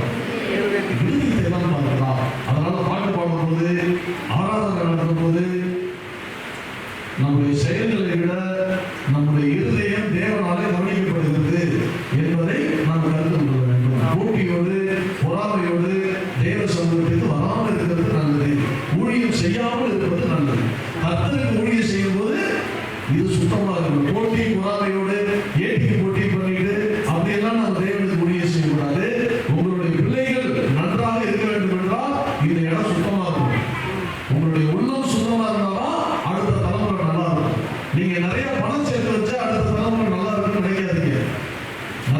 பணம் சேர்த்து வச்சு நிறைய தலைமுறை இன்னைக்கு பிச்சை எடுக்குது. போன தலைமுறையில பிச்சை எடுத்து இந்த தலைமுறையில உயர்த்தி வைத்தவங்களையும் பார்த்துருப்பீங்க. போன தலைமுறையில பணக்காரங்கள இருந்து இந்த தலைமுறையில பிச்சை எடுக்கிறவங்களையும் பார்த்துருப்பீங்க. ஆக எதிர்காலங்களை பணம் தீர்மானிப்பது அல்ல, உங்களுடைய உள்ளத்தினுடைய சுத்தம் தான் உங்களுடைய எதிர்காலங்களை, உங்களுடைய பிள்ளைகளுடைய எதிர்காலங்களை தீர்மானிக்கிறது. அதனால தேவன் மனுஷன் முகத்தை பார்ப்பான், கர்த்தர் இருதயத்தை பார்ப்பான். இருதயம் சுத்தமாக இருக்க வேண்டும். தாவீதுடைய இருதயம் சுத்தமாக கரைதலை இல்லாமல் இருந்தது. கர்த்தர் அதை சந்தோஷப்பட்டார். தாவீது சாலமோனெல்லாம் மரித்து 380 ஆண்டுகள் கழித்து ஒரு சந்ததி இன்றைக்கு ஆலயத்தை நடத்துகிறது. அவங்க தான் இன்னைக்கு கமிட்டியில் இருக்காங்க. தாவீது எதெல்லாம் ஆலயத்துக்கு செய்யணும்னு நினைச்சு எழுதினாரோ அதெல்லாம் நடக்கிறது. பாடல் பாடப்படுகிறது, ஆராதனை நடத்தப்படுகிறது, காணிக்கை செலுத்தப்படுகிறது, தசமபாகங்கள் செலுத்தப்படுகிறது, பலி செலுத்தப்படுகிறது. ஆனா எல்லாம் கடமைக்கு செய்யப்படுகிறது. ஏதோ கடமைக்கு ஏதோ தரணும்னு என்ன ஏதோ செய்யறாங்க, ஏதோ ஒரு மிஷின் மாதிரி செய்யறாங்க ஒழிய தேவன் மீது இருக்கிற அன்பினாலே செய்யப்படுவதில்லை. சரியா? நம்ம எஸ்பி பாலசுப்ரமணியனோ சைலஜாவோ அல்ல, பாட்டு பாடும்போது உணர்ந்து அது கர்த்தர் மேல இருக்கிற அன்புக்கு பாட்டு இங்கிருந்து வரணும், இங்கிருந்து வரக்கூடாது. அப்படிதான் வரணும்னா பாடாதீங்க. கர்த்தருக்கு ஒரு பாட்டை பிரசன்ட் பண்ண எங்கேருந்து பிரசன்ட் பண்ணுங்க? உள்ளத்துக்குள்ளே இருந்து வரணும் அந்த பாட்டு. ஆண்டவர் மேல இருக்கிற அன்பின் பாடம் அந்த பாட்டு வரணும். ஆண்டவருக்கு எதை செய்தாலும் அதை அன்போடு செய்யுங்கள். அப்போஸ்தலனாகிய பவுல் எழுதியிருக்கிறார், கர்த்தருக்கு எதை செய்தாலும் என்ன பண்ணணும்? அதை அன்போடு செய்யுங்கள். அன்பு இல்லைன்னா தயவு செய்து செய்யாதீர்கள். ஏன்னா கர்த்தர் உங்களுடைய செய்கைகளை பார்க்கிறவர் இல்ல, நீங்க இன்னைக்கு எவ்வளவு போட்டீங்கன்னு கர்த்தர் பார்க்கல. போடும்போது உங்களுடைய இருதயம் என்னவா இருந்ததுன்னா கர்த்தர் பார்க்கிறார். அதை வைத்துதான் இன்றைக்கு உங்களை ஆசீர்வதிக்கிறார். அதனால 380 ஆண்டுகள் கழித்து பார்க்கும்போது ஆலயம் நன்றாகவே நடக்கிறது. ஆலயத்தில் டெக்கரேஷன்ஸ் எல்லாம் இருக்கு. ஆலயத்தில் வர்ண விளக்குகள் எல்லாம் போட்டப்பட்டிருக்கிறது. சாலமோன் விட்டு போனதை விட இப்ப ஆலயத்தில் வந்து பாத்தீங்கன்னா புதிய புதிய சில வசதிகள் எல்லாம் செய்யப்பட்டிருக்கிறது. எல்லாம் ஓகே. மக்களுடைய இருதயம் எப்படி இருக்கிறது அப்படின்னு பார்க்கும்போது எதை ஏனாத்தாங்கன்னு கடமைக்கு ஏதோ செய்யறாங்க. 380 ஆண்டுகளுக்கு முன்பு சாலமோன் ஆலயத்தை கட்டினால் அந்த ஆலயம் கர்த்தருக்கு மகிமையாக இந்த பூமியிலே நின்றது. ஆனா 380 ஆண்டுகள் கழித்து அதே ஆலயம் ஜனங்க கர்த்தரை தேடக்கூடாதபடிக்கு விக்கிரகமாக மாறிவிட்டது. அதே பொருள் தான் நம்ம தான் பார்த்தோம். ஒரு பொருள் விக்கிரகமாகவும் குழந்தைகள் ஆசீர்வாதம். சரியா? 127வது சங்கீதம் என்ன சொல்றது? உங்களுடைய பிள்ளைகள் நல்ல வார்த்தை இருக்கு தமிழ். இன்ஹெரிட்டன்ஸ் ஆங்கிலம் இருக்கும். தமிழ்ல வந்து சுதந்திரம். உன்னுடைய பிள்ளைகள் கர்த்தரால் வரும் சுதந்திரம். சுதந்திரம்னா பரம்பரை சொத்து. சுதந்திரம்னா இண்டிபெண்டன்ஸ் அல்ல, பரம்பரை சொத்து. பிள்ளைங்க என்னது? பரம்பரையா நமக்கு கிடைக்கிற ஒரு மிகப்பெரிய சொத்து. குழந்தை பாக்கியம் என்பது ஆசீர்வாதம். ஆனா அந்த குழந்தைய தேவனுக்கு நடுவாக கொண்டு வந்து, நமக்கும் தேவனுக்கு நடுவாக அந்த குழந்தையை கொண்டு வந்து அதை சாபமாக மாற்றுகிறது யார்? சொல்லுங்க. நாம ஊழியத்துக்கு வாங்க, இல்லைங்க குழந்தை இருக்கு. அந்த குழந்தை எங்க கொண்டு வரோம்? ஊழியத்துக்கு ஒரு தலையாக கொண்டு, ஆசீர்வாதமாய் கொடுக்கப்பட்ட குழந்தையை இன்றைக்கு ஊழியத்துக்கு தலையாக கொண்டு வருவது யாரு? நாம. யானை நல்லா குடிச்சிட்டு மண்ணை வாரி தான் தலையில தாண்டி போட்டு, அதே போல இந்த வாயை வைத்து தேவ விரோத செயல்களை செய்யறது யாரு அப்படின்னு கேட்டீங்கன்னா நாம தான் செய்யணும். அப்படிதான் இஸ்ரவேலில் இப்ப இருக்கிற சந்ததி. சாலமோனுக்கு பிறகு 380 ஆண்டுகள் கழித்து ஆலயம் கட்டப்பட்டு 380 வருஷம் ஆச்சு. இந்த ஆலயம் எப்படி வந்தது? யார் கஷ்டப்பட்டா? எத்தனை மிஷினரி வந்து வேலை பார்த்தாங்க? யார் யார் கட்டினாங்க? எத்தனை பேர் கட்டும் போதே செத்தாங்க? இந்த ஆலயத்துக்காக உயிர் கொடுத்தது எத்தனை பேர்? தேவன் தாவீதோட என்ன பேசினாரு? தாவீதனுடைய மனநிலை எதுவுமே தெரியாது. இப்போ ஒரு சந்ததி வருது. இவங்க வேலை என்ன தெரியுமா? Election, collection. அவ்வளவுதான். ஆலயத்தினுடைய அதிகாரம் இல்லை, அதிகாரம் ஆலயத்தினுடைய அதிகாரத்தில் வந்து ஆளணும். அதுக்கப்புறம் இருக்கிற காணிக்கையா நீட்டு போகணும். அவ்வளவுதான். இதுக்காக என்ன பண்ணுவாங்க? தேவன் தேவன் தேவன் கர்த்தர் கர்த்தர்னு போய் சொல்லிட்டு ஒரு கூட்டம் இப்போ ஆலயத்தை நடத்திட்டு இருக்கு. தேவன் எதுக்காக ஆலயம் கட்ட சாலமோனுக்கு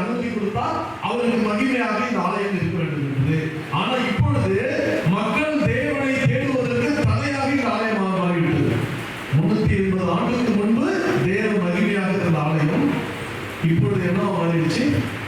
மக்கள் தேவனை தேடுவதற்கு தடையாக ஒரு விக்கிரகமாக மாறிவிட்டது.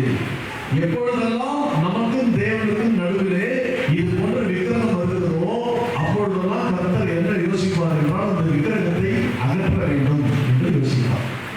அது எதுவாக இருந்தாலும் சரி, அந்த விக்கிரகத்தை அகற்ற வேண்டும் என்று கர்த்தர் யோசிப்பார். கர்த்தர் நம்மை அதிகமாக நேசிக்கிறார். எந்த அளவுக்கு நேசிக்கிறார்? தன்னுடைய குமாரனை கொண்டு வந்து சிலுவையிலே அடிக்கக்கூடிய அளவுக்கு நம்மை நேசிக்கிறார். அதனால அந்த அன்புக்கு முன்பு இந்த பூமியில் இருக்கிற அன்புலாம் பெருசு அல்ல. சரியா? உங்களுக்கு தான் பெருசு. கர்த்தர் நம்ம மேல வைத்திருக்கிற அன்புக்கு முன்பு அவை ஒன்றும் பெரியவை அல்ல. தேவன் அதை ஈஸியாக அகற்றிவிட வேண்டும் என்று நினைக்கிறார். ஏன்னா உங்களுக்காக அவர் எதை வேணாலும் இழப்பார். தன்னுடைய குமாரனை இழந்தவர். அதனால இந்த ஆலயத்தை பற்றி என்ன நினைப்பார்? இப்பொழுது யோசித்து பாருங்க. மகிமையாக நின்ற ஆலயம் இன்றைக்கு தேவனை தேடுவதற்கு தடையாக மாறிவிட்டது. அதனால இந்த ஆலயத்தை அகற்ற வேண்டும் என்று கர்த்தர் தீர்மானித்து பாபிலோனின் ராஜாவாகிய நேபுகாத்நேச்சர் என்று சொல்லி அவன் 1350 கிலோமீட்டர் பயணம் செய்து எருசலேமுக்கு வந்து கர்த்தருடைய ஆலயத்தை தரைமட்டமாக இடித்து போட்டுவிட்டான். ஆலயம் தரைமட்டமாக இடித்து போட்டுவிட்டது. சரியா? கர்த்தருடைய ஆலயத்தை இடிக்கும் போது கர்த்தர் எங்கே இருந்தார்? ஆண்டவர் ஏதாவது லீவ்ல ஊருக்கு போயிருக்கும் போது இங்க வந்து நேபுகாத்நேச்சர் ஆலயத்தை இடிச்சிட்டானா, இல்ல ஆலயம் இடிக்கப்படும் போது கர்த்தர் அங்கேதான் இருந்தாரா? கேட்கல. ஆலயத்தை இடிச்சதே கர்த்தர் தான். வீட்டுக்கு போயிட்டு 1 புத்தகம் 36ஆம் அதிகாரத்தை கொஞ்சம் வாசிச்சு பாருங்க. ஆலயத்தை இடிச்சது யாருன்னு தெரியும். எல்லாவற்றையும் கர்த்தர் நேபுகாத்நேச்சருடைய கையிலே ஒப்பு கொடுத்தார் என்று அங்கே எழுதியிருக்கு. ஆக ஆலயத்தை கட்ட அனுமதி கொடுத்ததும் கர்த்தர் தான். 380 ஆண்டுகள் கழித்து மக்கள் வழிவிலகி, மக்கள் கர்வம் கொண்டு, அகந்தை, திமிரு, பண திமிரு இதெல்லாம் கொண்டு தேவனை தேடாமல் போனதுக்கு காரணம் அமைந்ததும் அதே ஆலயம் தான். அவர் மக்களை நேசிக்கிறபடியினாலே எப்படி தன்னுடைய குமாரனை இழக்க துணிந்தாரோ அதே போல அந்த ஆலயத்தையும் இழக்க துணிந்து நேபுகாத்நேச்சருடைய கரங்களிலே அந்த ஆலயத்தை ஒப்பு கொடுத்தார். குரங்கு கையில பூமாலை மாட்டினா என்ன ஆகுமோ, நேபுகாத்நேச்சர் கையில சிக்கின அந்த ஆலயத்துக்கும் அதே தான் நடந்தது. அந்த ஆலயத்தினுடைய அஸ்திவாரம் வரைக்கும் தரைமட்டமாக நேபுகாத்நேச்சர் இழுத்து போட்டுவிட்டு போய்விட்டான். முதலாவது ஆலயம் இப்படியாக இல்லாமல் போய்விட்டது. அல்லேலூயா சொல்லுங்க. அல்லேலூயா. மறுபடியும் சொல்றேன், கர்த்தர் உங்களை நேசிக்கிறார். ஆமென். எந்த அளவுக்கு நேசிக்கிறார்? தாவீது ஆசைப்பட்டு கட்டினான் ஆலயம். சாலமோன் உலகத்துல எந்தெந்த பொருட்கள் எங்கெங்க தரமா கிடைக்குமோ அந்தந்த இடத்துக்கு கப்பல்களை அனுப்பி அந்தந்த பொருட்களை கொண்டு வந்து கட்டப்பட்ட ஆலயம். இந்த உலகத்துல இன்றைக்கு வரைக்கும் விலை மதிப்பில்லாத ஒரு கட்டமைப்பு எதுன்னு சொன்னா யூதருடைய ஆலயம் தான். அந்த ஆலயத்துக்கு நிகரான ஒரு கட்டிடம் இன்றைக்கு வரைக்கும் உலகத்துல கட்டப்படவே இல்லை. அவ்வளவு மகிமையான அந்த ஆலயத்தை உங்களை நேசிக்கிறதுனால கர்த்தர் அதை இடிக்க வேண்டும் என்று முடிவு செய்கிறார். தேவன் உங்களுக்காக எதையும் இழக்க வல்லவர். ஆலயத்தை இழந்த அதே கர்த்தர் தான் என்ன செய்யறாரு? தன்னுடைய குமாரனை சிலுவையில் கொண்டு இழந்தார். அந்த ஆலயத்தை இடிக்கும் போது அவருடைய மனம் எவ்வளவு வேதனைப்பட்டிருக்கும். அதே வேதனை கர்த்தர் சிலுவையில் தன்னுடைய குமாரன் அடிக்கப்படும் போது வேதனைப்பட்டதுனால பூமி அந்தகாரப்பட்டது என்று சொல்லி நாம் வேதப்பட்டவர்களே வாசிக்கிறோம். இன்னும் 2 வாரங்கள்ல குட் ஃப்ரைடே இருக்கு. அதோட வார்த்தைகள் எல்லாம் நீங்க தெரிஞ்சுக்கணும். சரியா? இன்றைக்கு நாம் தெரிந்து கொள்ள வேண்டியது என்னவென்றால் கர்த்தருடைய அன்பு அதை ஒழுங்காக கையாண்டால் நமக்கு ஆசீர்வாதமானது. அதை முறையாக கையாளாமல் அதை புரிந்து கொள்ளாமல் நாம் இருந்தோமானால் அபாயகரமானது. தேவனுடைய அன்பு மிக மிக அபாயகரமானது. அதை நாம் உணர்ந்து கொள்ள வேண்டும். அந்த அன்பு எப்படிப்பட்டது என்றால் உங்கள் மீது அளவு கடந்து எல்லையில்லாத ஒரு அன்பை தேவன் உங்களுக்காக சிலுவையிலே வைத்திருக்கிறார். அந்த அன்புக்காக அவர் எதையும் இழப்பார். எதையும். சாலமோன் எவ்வளவு தங்கம் இன்னைக்கு கண்ணு கணக்கில் இருப்பு கம்பிகளை வைத்து ஆலயம் கட்டிக்கிறோம். அன்னைக்கு கண்ணு கணக்கில் தங்கத்தை வச்சு சாலமோன் ஆலயத்தை கட்டினான். அது உலகத்தில் எங்கெல்லாம் பசுமம் கிடைக்குதோ, பசுமம்னா எந்த கலப்படமும் இல்லாத சுத்தமான பொருள், அந்த பொருளெல்லாம் கொண்டு வந்து இந்த ஆலயத்தை கட்டி எழுப்பி மகிமையான ஆலயம் பார்த்து பார்த்து கட்டினான்.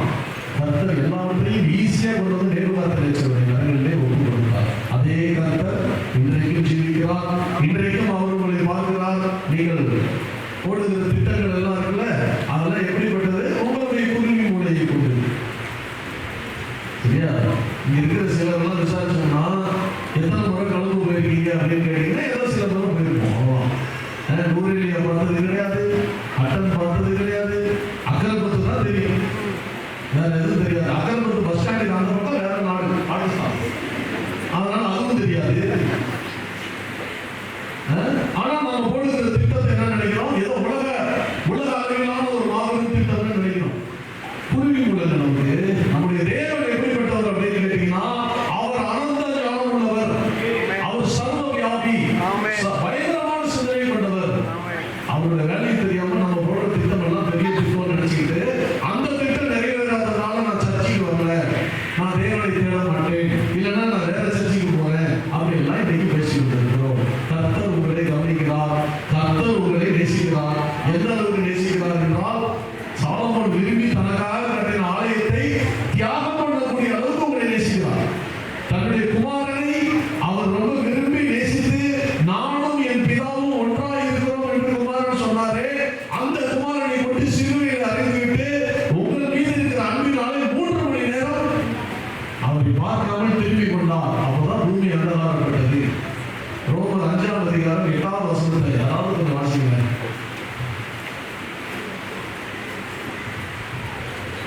ரோமர் 5:8.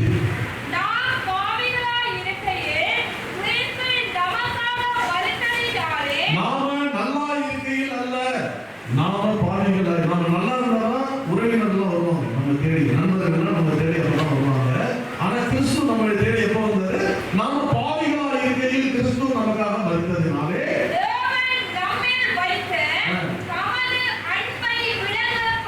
தேவன் நம்மில் வைத்த தமது அன்பை நம்மீது விலக பண்ணிவிட்டார். நம்மீது வைத்திருக்கிற அன்பை கர்த்தர் நிரூபித்து விட்டார் சிலுவையில். நீங்கள் தேவன் மீது வைத்த அன்பை நிரூபித்து விட்டீர்களா? இல்லை, இல்லவே இல்லை. அதற்குதான் கர்த்தர் இன்றைக்கு காத்துக் கொண்டிருக்கிறார். அதனால தேவன் விக்கிரகங்களை இருக்கிறார். அந்த விக்கிரகம் எதுவானாலும் அதை எடுக்க துணிகிறார். அதனால சாலமோன் கட்டின ஆலயம் என்றைக்கு விக்கிரகமாக மாறியதோ அன்றைக்கு அர்த்தப்படுத்தினார். தன்னுடைய குமாரன் பலியானால் தான் உங்களுடைய சாபம் தீரும் என்றால் குமாரனையும் எடுக்கிறார். அப்படி ஒரு எல்லையில்லாத அன்பை கொண்ட கர்த்தர் இப்பொழுது இந்த ஆலயத்திலே உலாவி கொண்டிருக்கிறார். இன்னைக்கு அந்த ஆலயம் போயிடுச்சு, சாலமோன் கட்டின ஆலயம் போயாச்சு, நேபுகாத்நேச்சர் இடிச்சிட்டாரு. அப்புறம் செருபாபேல் வந்து 2வது ஆலயத்தை கட்டினார். அந்த ஆலயத்தை ரோமர்கள் இடிச்சிட்டாங்க. இன்னைக்கு ஆலயம் இல்லை, ஆனா இருக்கு. 1 கொரிந்தியர்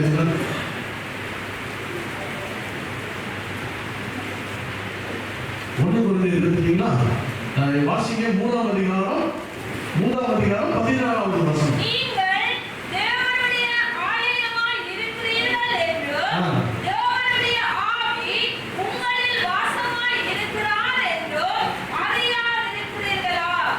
சகலபத்தில் உள்ள ஏவோதி சபையாரே, நீங்கள் அறியாது இருக்கிறீர்கள்.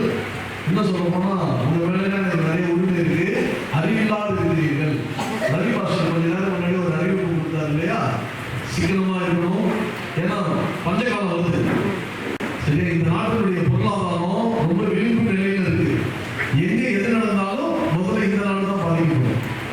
அதனால இப்பவே பெட்ரோலுடைய விலையெல்லாம் அதிகமாயிருச்சு. இன்னும் கொஞ்ச நாள்ல உங்ககிட்ட காசு இருந்தா கூட சில பொருட்களை வாங்க முடியாத சூழல்லாம் வரும். அதனால இன்னைக்கே என்ன பண்ணணும்? அது ஒரு நல்ல ஆலோசனை. ரவி பாஸ்டர் கொடுத்தது ஒரு நல்ல ஆலோசனை. இன்னைக்கே நிறைய காரியங்கள் நம்ம எப்படி இருக்குன்னு சீக்கிரமா இருந்து பொருட்களை கொஞ்சம் வச்சு அது மறுபடியும் கிடைக்கிற நாள் வரைக்கும், அது மறுபடியும் இந்த நிலைமைகள் சரியாகிற வரைக்கும் அதெல்லாம் நம்ம ஒரு குரங்கு ஒரு இடத்தையே நாசம் பண்ணுவது போல ஒரே ஒரு குரங்கு இந்த உலகத்தையே நாசம் பண்ணிட்டு இருக்கலாம். அவன் என்னைக்கு சாடுறானோ, என்னைக்கு இந்த உலகத்துக்கு ரட்சிப்படுறோ, அது வரைக்கும் நம்ம எப்படி இருக்குன்னு சீக்கிரமாக இருக்கும். சரியா? அதெல்லாம் கொஞ்சம் நம்ம அதெல்லாம் பார்த்துட்டு இருக்கணும். அது ஒரு நல்ல யோசனை. இன்னைக்கு ஆலயம் இல்லை, ஆனா எங்க இருக்கு? நீங்க தான் இன்னைக்கு ஆலயமா இருக்கிறீங்க. கடவுள் எங்கே வாழ்கிறாரோ அந்த இடத்துக்கு பேர் தான் கோயில். அந்த இடத்துக்கு பேர் தான் தமிழ்ல ஆலயம். ஆலயம்னா என்னது? நாம கூடுகிற இடம். அதனால இது பேர் ஆலயம் இல்லை, இது பேர் சபை. சரியா? இன்னைக்கு கடவுள் வாழ்கிற இடம் இது உங்களுடைய சரீரம். அந்த சரீரத்தை சுத்தமா வச்சுக்கணும். அந்த சுத்தமா வச்சுக்கிறதுனா குளிக்கிறது இல்லை, தேவையற்ற சிந்தைகள், தேவையற்ற அடுத்தவங்களை பற்றின இந்த புறம்புறுதல்கள் இதெல்லாம் இல்லாம இந்த சரீரம் எப்பவுமே சுத்தமா இருக்கணும். கண்டதை சாப்பிடக்கூடாது, சாப்பிட வேண்டியதை சாப்பிடணும், சாப்பிட வேண்டிய நேரத்தை சாப்பிடணும். சரியா? அந்த சரீரத்தை சுத்தமா வச்சுக்கணும். தேவன் வாழக்கூடிய இடம் இது தேவனுக்கு மகிமையாக தான் இருக்கணும். என்னைக்கு இது விக்கிரகமாக மாறுது? எதுக்கு தொண்டையில கத்திய வைன்னு சொன்னாரு? தொண்டையில கத்திய வைன்னு சொல்லியிருக்காருல, ஏன் சொன்னாரு? ஓவர் தீனி இந்த ஆலயத்தை கெடுக்கும். இந்த ஆலயத்தை கெடுத்துச்சுன்னா என்ன ஆகும்? இது உங்களுக்கு விக்கிரகமா மாறிடும். இதை பராமரிக்கிறதே பெரிய வேலையா மாறிடும். அதனால கர்த்தர் என்ன சொன்னாங்க? நான் உங்களுக்குள்ள வாழுறேன் அப்படின்னா இந்த இடம் எப்படி இருக்கணும்? இது என்னைக்குமே விக்கிரகமாக மாறிவிடக்கூடாது. இதற்குரிய கடத்தை நாம கொடுக்கக்கூடியவர்களாக இருக்கணும். அதனாலதான் கர்த்தர் என்ன பண்றாரு? தாவீது வைத்த திட்டம் ஒரு சிறிய திட்டம். அடுத்த 26 ஆண்டுகளுக்கான ஒரு திட்டத்தை தாவீது முன்வைக்கிறார். தேவன் ஒரு திட்டம் வைக்கிறார். அது என்னன்னா எண்ணிக்கைக்கு அடங்காத நித்தியமான ஒரு திட்டத்தை தேவன் வைக்கிறார். தாவீதுடைய திட்டம் நிராகரிக்கப்படுகிறது. ஆனாலும் அவன் ஆசைப்பட்டதுனால அந்த ஆலயம் கட்டுகிற பணி அவனுடைய குமாரன் வந்து செய்யலாம். சாலமோன் மகிமையான ஆலயத்தை எழுப்பினார். அந்த ஆலயம் மகிமையாக கர்த்தருக்கு மகிமையை காத்துக் கொண்டிருக்கிறது. 380 ஆண்டுகள் கழித்து வந்த பொறுப்பில்லாத ஒரு சந்ததி, தருதலை சந்ததி அந்த ஆலயத்தை விக்கிரகமாக மாற்றிவிட்டது. கர்த்தர் அவர்களை நேசிக்கிறபடினாலே ஆலயத்தை அகற்றிவிட்டார். இன்றைக்கு உங்களுக்கு அகற்றப்பட வேண்டிய காரியம் ஏதாவது இருக்கான்னு யோசிக்கணும். அதை கர்த்தர் வந்து அகற்றணுமா, நாமே அதை எந்த இடத்துல வைக்கணும்னு முடிவு செய்யணுமா அப்படிங்கிறத பார்க்கணும். சரியா? நம்ம வீட்டுல நல்ல பெரிய டிவி வாங்கி இங்க யாரும் கொடுக்க மாட்டோம். அப்படிதானே? எங்க போட்டுவோம் டிவியில? எந்தெந்த பொருளை எங்க வைக்கணும் இருக்குல்ல? வீட்டுக்குள்ள நுழைஞ்சி ஹாலுக்குள்ள வந்த உடனே அந்த கம்மோடு வைப்போமா? அதுக்கும் ஒரு இடம் இருக்கு. அந்த இடத்துல தான் அந்தந்த பொருட்களை வைப்போம். அதே போல உங்க வாழ்க்கையிலே உங்கள் குழந்தைகள், உங்களுடைய மனைவி, கணவன்மார்கள், உறவுகள், ஆலயம், ஹாஸ்டல், விசுவாச மக்கள், அவிசுவாசம் யாரை எங்க வைக்கணுமோ அந்த இடத்துல வைக்கணும். மாத்தி வச்சீங்கன்னா அது உங்களுக்கும் தேவனுக்கும் நடுவாக வரும். சாலமோன் கட்டின ஆலயத்துக்கு அவர் என்ன திட்டமிட்டாரோ, அகற்றணும் திட்டமிட்டார்ல, அது போல உங்களுடைய நேபுகாத்நேச்சர் எங்கிருந்தோ கர்த்தரால் ஆயத்தம் பண்ணப்பட்டு வருகிற வரைக்கும் பொறுமையா இருக்க வேண்டாம். இன்றைக்கே மறந்து வேண்டாம். இன்றைக்கே மறந்து வேண்டாம். எது எங்க இருக்கணுமோ அது அங்க இருந்ததுன்னா நல்லது. கர்த்தருக்கு உங்களுக்கு இருக்கிற உறவுல கூடாக எதையும் கொண்டு வர கூடாது. அந்த மாதிரி காரியத்துல நாம் மிகவும் கவனம் உள்ளவர்களாக, கௌரவம் உள்ளவர்களாக நடந்து கொள்ள வேண்டும். ஆண்டவர்கிட்ட கோச்சிக்கிறது எப்படின்னு கேட்டீங்கன்னா, யானைகிட்ட கோச்சிக்கிறது. யானைகிட்ட போய் கோச்சிக்கிட்ட நாளைக்கு வராமல் இருக்கு, அது தெரியாது. அதோட கர்த்தர் அவரு மிகப்பெரியவர். அவர்கிட்ட கோச்சிக்கிட்டு நான் என்னுடைய திட்டத்தை நிறைவேற்றவில்லை, நான் இனி வரல, நான் வச்சிருக்கிற திட்டம் ரொம்ப பெருசு, நீ சின்ன யோசிக்கிற, நான் உனக்கு வைத்திருக்கிற திட்டம் மிக பெரியது என்று கர்த்தர் சொல்கிறார். இப்போ நாமெல்லாம் எழுப்பி இருப்போம். கர்த்தர் உங்களோட பேசியிருப்பாருன்னு நினைக்கிறேன். சரியா? ஆண்டவர் உங்களை ரொம்ப கஷ்டம் கொடுத்துக்கிட்டே இருக்கிறாருங்க. கர்த்தர் எனக்கு கஷ்டம் கொடுத்துக்கிட்டே இருக்கிறாரு, எனக்கு கண்ணு முன்னாலே அழுக வருது அப்படின்னு சொல்றவங்க மாத்திரம் ஒரே ஒரு வசனம் வாசிங்க. எபிரேயர் 12ஆம் அதிகாரம் 6வது வசனம். சத்தமா வாசிங்க. நின்றுட்டே வாசிங்க. எபிரேயர் 12ஆம் அதிகாரம் 6வது வசனம். கர்த்தர் எவனிடத்தில் அன்பு கூறுகிறாரோ அவனை அவர் சிட்சித்து தாம் சேர்த்து கொள்ளுகிற எந்த மகனையும் தண்டிக்கிறார் என்று பிள்ளைகளுக்கு சொல்லுகிறது போல உங்களுக்கு சொல்லியிருக்கிற புத்திமதியை மறந்தீர்கள். கர்த்தர் உங்களை சிட்சிக்கிறாரா, உங்களை தண்டிக்கிறாரா? நீங்கள் பாக்கியவான்கள். ஏன்னா கர்த்தர் உங்களை பெற்ற பிள்ளையை போல பார்க்கிறார். தன்னுடைய குமாரனுக்கு இணையாக உங்களை பார்க்கிறதுனால கர்த்தர் உங்களை சிட்சிக்கிறார். உங்களுக்கு ஒரு ஆள் பிடிக்கலங்க, எனக்கு வேண்டாம் அப்படின்னா நான் எதுக்கு போய் உங்க மதத்தை முடிக்க போறேன்? நான் எதுக்கு அவங்களை ஆலோசனை சொல்ல போறேன்? என்னுடைய பிள்ளையா இருந்தா நான் உங்களை சிட்சிப்பேன், அவங்களை கண்டிப்பேன், அவசியம் ஏற்பட்டாலும் அடிப்பேன். கர்த்தருடைய பிள்ளையா இருந்தா கர்த்தர் உங்களை சிட்சிப்பாரு, தண்டிப்பாரு, அவசியம் ஏற்பட்டு அடிக்க கூட செய்வாரு. நாம தான் என்ன நினைச்சுக்கணும்? நம்ம அப்பா அப்படிங்கிற அந்த உணர்வோடு இருக்கணும். கோச்சிக்கிட்டோம்னா நஷ்டம் நமக்கு தான். சரியா? கண்கள் மூடுவோமா? இதெல்லாம் உங்களுக்கு கர்த்தருக்கு நடுவில் இருக்குங்கிறத யோசிப்போம். ரெண்டாவது யோசிக்க வேண்டிய காரியம் உங்களுடைய திட்டம். அதை விட கர்த்தர் எனக்கு வைத்திருக்கிற திட்டம் பெரியது. அதை அறிந்து கொள்ளக்கூடிய அறிவை எனக்கு தாங்கப்பா அப்படின்னு எல்லாரும் வாயில வந்து நாம கேட்க போகிறோம். அவங்க என்ன காரியத்தை பேசினாலும் ஆவியானவர் நமக்கு நடுவில் இருக்கிறார் இல்லையா? ஆவியானவருடைய ஆலயமாகத்தானே நாமே இருக்கிறோம். அதனால அவருடைய எல்லாரும் ஒப்பு கொடுக்கலாம். எல்லாருமே ஒப்பு கொடுக்கலாம்.